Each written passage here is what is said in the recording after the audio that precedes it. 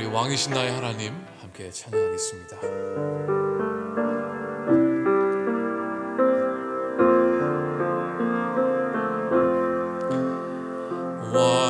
왕이신 나의 하나님,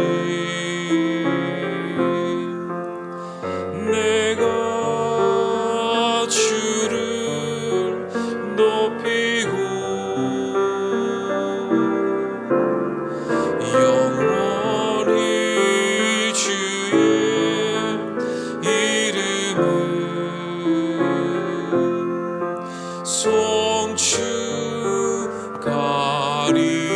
송축하리이다.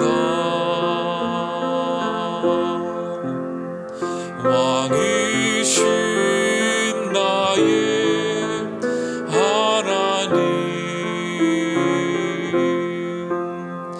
내가 주를 높이고 영원히 주의 이름을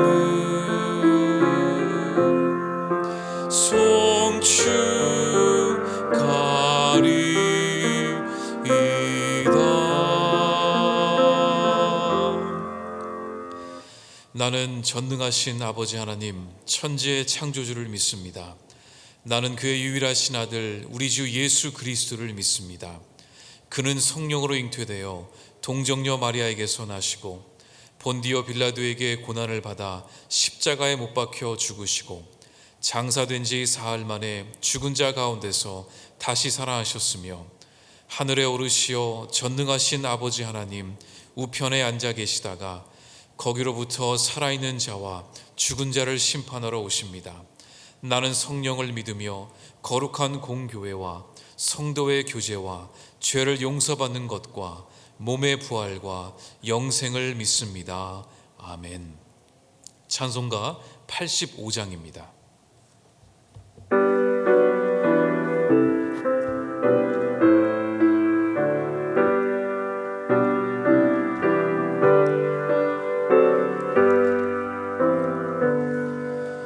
구주를 생각만 해도 이렇게 좋거든. 주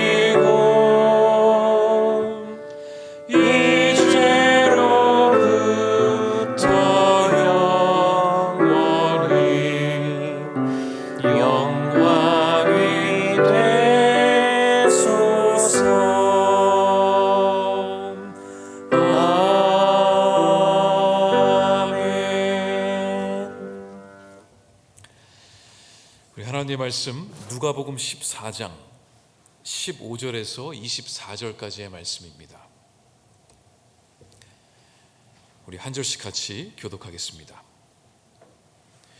함께 먹는 사람 중에 하나가 이 말을 듣고 이르되 무릇 하나님의 나라에서 떡을 먹는 자는 복되도다 하니 이르시되 어떤 사람이 큰 잔치를 베풀고 많은 사람을 청하였더니 잔치할 시각에 그 청하였던 자들에게 종을 보내어 이르되 오소서 모든 것이 준비되었나이다 하매 다 일치하게 사양하여 한 사람은 이르되 나는 밭을 샀음에 아무래도 나가 보아야 하겠으니 청컨대 나를 양해하도록 하라 하고 또 한 사람은 이르되 나는 소 5겨리를 샀음에 시험하러 가니 청컨대 나를 양해하도록 하라 하고 또 한 사람은 이르되 나는 장가 들었으니 그러므로 가지 못하겠노라 하는지라. 종이 돌아와 주인에게 그대로 고하니 이에 집주인이 노하여 그 종에게 이르되 빨리 시내의 거리와 골목으로 나가서 가난한 자들과 몸 불편한 자들과 맹인들과 저는 자들을 데려오라 하니라. 종이 이르되 주인이여 명하신 대로 하였으되 아직도 자리가 있나이다. 주인이 종에게 이르되 길과 산 울타리 가로 나가서 사람을 강권하여 데려다가 내 집을 채우라. 내가 너희에게 말하노니 전에 청하였던 그 사람들은 하나도 내 잔치를 맛보지 못하리라 하였다 하시니라. 아멘. 아멘.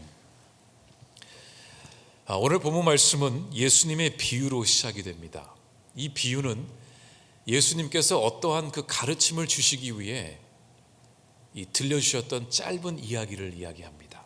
이 설교 시간에 듣는 예화와 같은 거죠. 오늘 우리가 읽은 이 비유에는 어떤 부자가 큰 잔치를 준비하고 있습니다. 주인은 모든 음식이 다 준비된 후에 이제 오기로 했던 손님들을 모시고 오기 위해서 종들을 그들에게 보냅니다. 이 비유의 결론부터 말씀을 드리면은 이 비유 속에 등장하는 큰 부자는 하나님이세요. 그리고 부자가 준비하고 있는 잔치는 바로 하나님께서 우리를 위해 준비해 놓으신 천국 잔치를 뜻하는데 그곳은 바로 하나님이 주인 되시는 하나님의 나라를 뜻하고 있습니다. 부자가 손님들을 잔치로 초대했다라는 것은 하나님께서 우리 모두를 부르신 것과 같다는 것입니다. 그런데 여기에 문제가 하나 생겼습니다. 분명히 오기로 약속했던 손님들이 저마다 급한 사정이 있다고 하면서 그 잔치에 참여하기를 거부한 것입니다. 첫 번째 손님은 최근에 땅을 구매했는데 가서 살펴보고 관리를 해야 되기 때문에 바빠서 그 잔치에 오지 못한다고 했습니다. 오늘 18절 말씀입니다. 다 일치하게 사행하여 한 사람은 이르되 나는 밭을 샀음에 아무래도 나가보아야 하겠으니 청컨대 나를 양해하도록 하라 하고 두 번째 손님은 소 5겨리를 사게 되어 일하러 가야 하기 때문에 잔치에 오지 못한다고 합니다. 여기서 말하는 겨리는 이 소 2마리가 끌고 가는 쟁기를 의미합니다. 그러니까 소 5겨리를 샀다라는 것은 소 몇 마리를 샀다라는 거예요? 10마리를 샀다라는 거예요. 오늘날로 얘기하면은 이 트랙터 10개를 구입했다라는 거예요. 그냥 작은 부자가 아닙니다. 굉장히 큰 사업을 하고 있는 이 비즈니스맨으로 볼 수가 있죠. 그래서 소들이 일을 잘할 수 있나 테스트를 하기 위해서 나가봐야 하기 때문에 잔치에 참여할 수 없다는 것입니다. 오늘 19절 말씀입니다. 우리 함께 읽습니다. 또 한 사람은 이르되 나는 소 5겨리를 샀음에 시험하러 가니 청컨대 나를 양해하도록 하라 하고 세 번째 손님은 최근에 장가를 갔는데 그 당시 유대인의 결혼잔치는 일주일 내내 밤 늦게까지 잔치를 했습니다. 그렇기 때문에 이 아내를 혼자 집에 두고 그 잔치에 두고 올 수가 없다라는 것이죠. 20절에 보면은 또 한 사람은 이르되 나는 장가 들었으니 그러므로 가지 못하겠노라 하는지라. 오늘 이 비유에 나오는 이 3명의 손님들의 상황을 조금 더 구체적으로 살펴보면은 이 첫 번째 사람이 잔치에 오지 못한 이유는 밭을 샀기 때문입니다. 그는 분명 농부였을 것이며 땅을 샀다라는 것은 재산을 늘렸다라는 것입니다. 이 영적 의미로 본다면은 이 사람은 하늘 위에 쌓아두는 재산보다는 이 땅 위에 소유하고 있는 재물에 더 많은 관심이 있었다는 것입니다. 세상 사람들은 이 땅에서의 삶이 전부인 줄 알고 할 수만 있다면 온 힘을 다해 재산을 모으려고 합니다. 그리고 자신이 모은 재물을 통해서 안정과 행복을 추구하려고 하죠. 그런데 성경은 분명히 우리에게 말하고 있습니다. 자기 육체를 위하여 심는 자는 육체로부터 썩어질 것을 거두고 성령을 위하여 심는 자는 성령으로부터 영생을 거두리라. 갈라디아서 6장 8절에 나오는 말씀입니다. 무언가를 심으면은 분명히 거두게 된다는 거예요. 그런데 우리가 육체를 위하여 심는 것은 결국은 썩어 없어질 것을 거두게 되지만, 성령을 위하여 심는 것은 영생의 그 열매를 우리가 얻게 된다는 것이죠. 재물을 더 많이 소유함으로 육체의 밭은 풍성해질 수 있습니다. 적어도 이 땅을 살아가는 동안에는. 하지만 영혼의 밭은 잡초가 무성한 땅으로 변하게 될 것입니다. 이런 사람들은 하나님이 아무리 부르셔도 그 부르심에 응답할 수가 없습니다. 왜냐하면 이 땅에서 가지고 있는 것이, 누리고 있는 것이 너무나 많기 때문입니다. 성경이 왜 우리 그리스도인들을 이방인이라 부르는지 우리는 생각해 볼 필요가 있습니다. 이 이방인은 어디를 가도 내 고향 같지가 않거든요. 우리의 본향은 이 땅이 아니라 천국이기 때문에 우리가 이 땅을 살아가고 있지만, 이 땅에서 우리가 해야 할 일이 있고 또 우리에게 필요한 것들을 우리가 가지고 있지만, 언제든지 이 땅에서의 삶을 내려놓고 하나님이 부르시면 가야 하는, 그것이 우리의 사명이라는 것입니다. 두 번째 사람은 소를 샀는데, 이 소의 의미는 성실함도 있겠지만 이 고대 시대에서 소의 의미는 힘과 권력을 상징했습니다. 그래서 이 가나안 땅의 가장 대표적이었던 그 바알 신의 그 모습을 보면은 머리가 황소머리예요. 그러니까 그 당시에 이 소는 권력, 힘, 능력을 상징했다는 것이죠. 그래서 소를 샀다라는 것은 곧 힘과 권력을 얻었다라는 것이며, 이 뜻은 이 땅에서 이 세상적인 권력과 능력과 명예를 얻었다라는 것입니다. 그렇기 때문에 이 잔치에 참여하는 것보다 이 세상에서 인정받고 누리는 것을 더 중요하게 여겼던 것입니다. 하지만 이 땅에서 영원한 권력은 없습니다. 결국은 자신이 붙들고자 했던 권력과 힘에 의해서 나 자신이 밟히게 되는 것을 우리는 역사를 통해 보게 됩니다. 세 번째 사람은 이제 막 결혼했기 때문에 집에서 아내와 가정을 돌봐야 해서 잔치에 못 온다고 했습니다. 이 율법에도 이 장가를 간 사람은 이 병역을 면제해 줬습니다. 적어도 1년간은요. 그 이유는 아내를 즐겁게 해주라는 것입니다. 하지만 이 사람은 이 땅에서의 삶을 하나님을 위해 사는 것보다 더 중요하게 여겼습니다. 부부가 함께, 가족이 함께 하나님의 나라를 위해 쓰임받을 수도 있었지만, 결혼을 핑계 삼아, 가족을 핑계 삼아 잔치에 가는 것을 거부한 것입니다. 여러분, 잔치에 오기를 거절한 세 사람의 공통점이 무엇일까요? 모두 다 처음에는 이 잔치에 가겠다고 약속을 했습니다. 그런데 정작 오라는 초대를 받자 각자 급하게 핑계를 대면서 거절한 것입니다. 왜 그랬을까요? 현재 자신들이 이 땅에서 누리고 있는 삶이 더 중요하다고 여겼기 때문에. 너무나 아까운 거예요. 내가 지금 가지고 있는 것, 내가 지금 누리고 있는 것, 이것을 그냥 두고 다 내려놓고 잔치에 간다라는 것이 너무 아까웠던 거예요. 재물, 명예, 권력, 그 외에 개인적인 그 필요들을 얻기 위한 삶을 더 추구했던 것이죠. 다시 말해, 이 땅에서의 삶이 전부인 줄 알았기 때문입니다.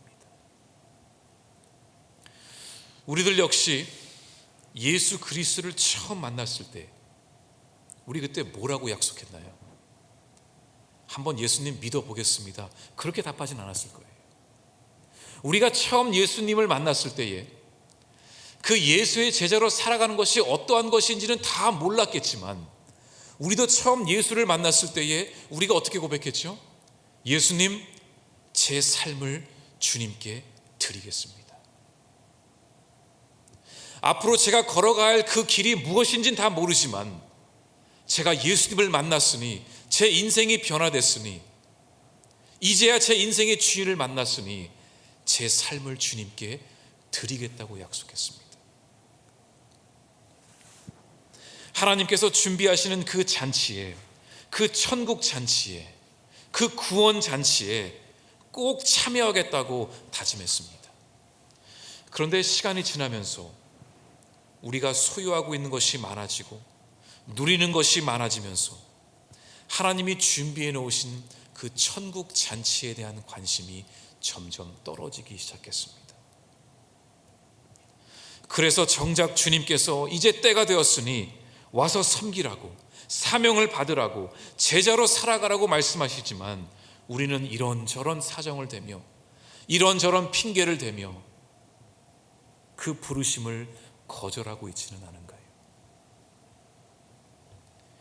지금도 하나님은 천국 잔치를 위해서 참여할 자들을 부르고 계십니다. 이 하나님의 나라를 위해 일할 일꾼들을 부르고 계신다라는 거예요. 어떤 사람은 이렇게 말할 수 있겠죠.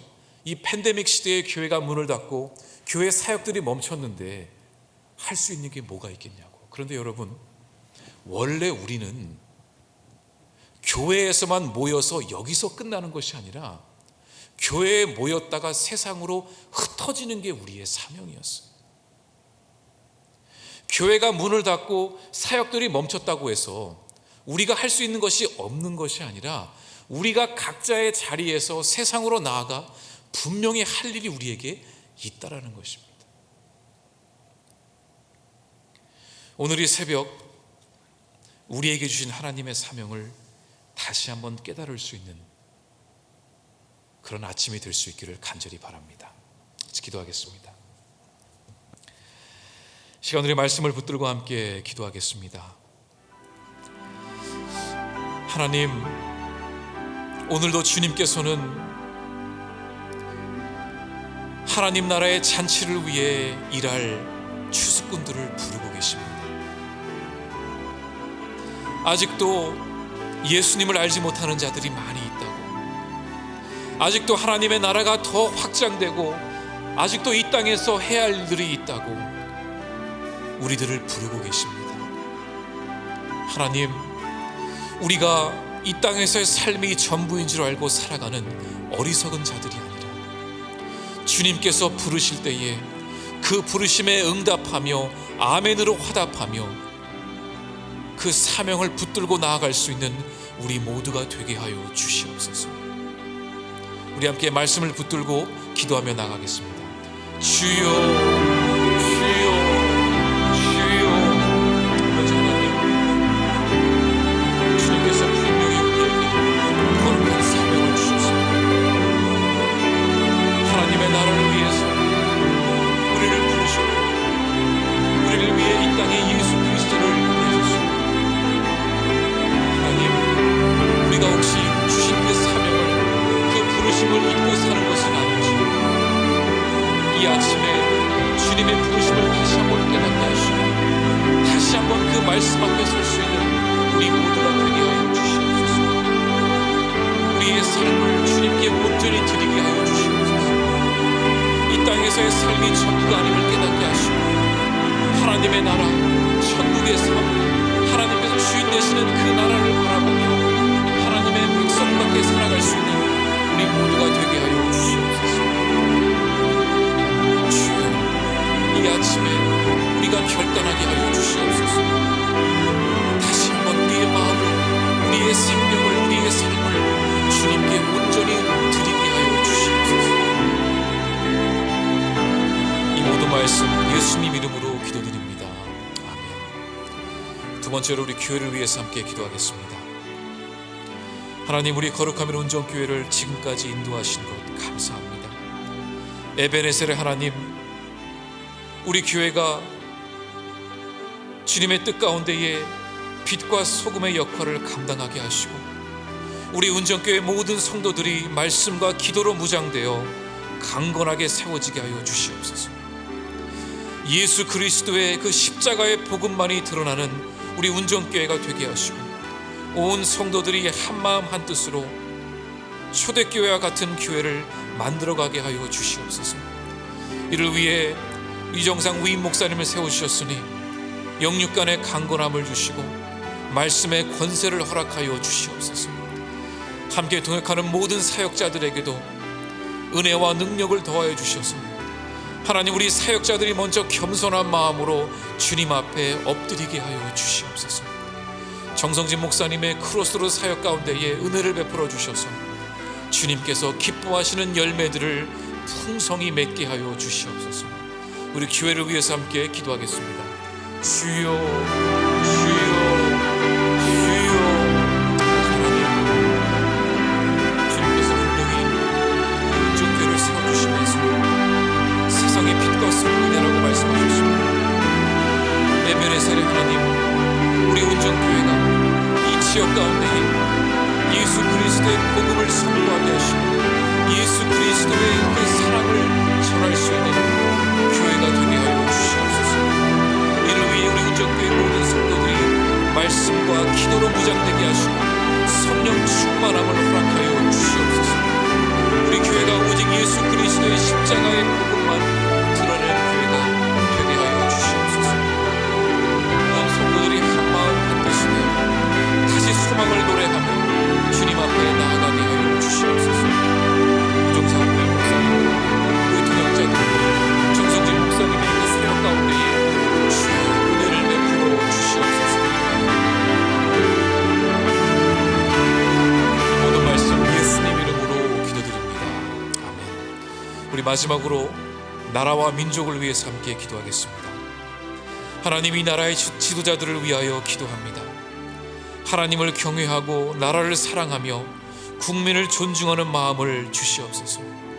대통령에게 지혜와 겸손을 허락하사 백성들의 마음이 하나가 되게 하시고 하나님이 기뻐하시는 공의가 물처럼 흐르고 정의가 마르지 않으며 분열된 진보와 보수를 아우를 수 있는 섬김의 리더십을 허락하여 주시옵소서.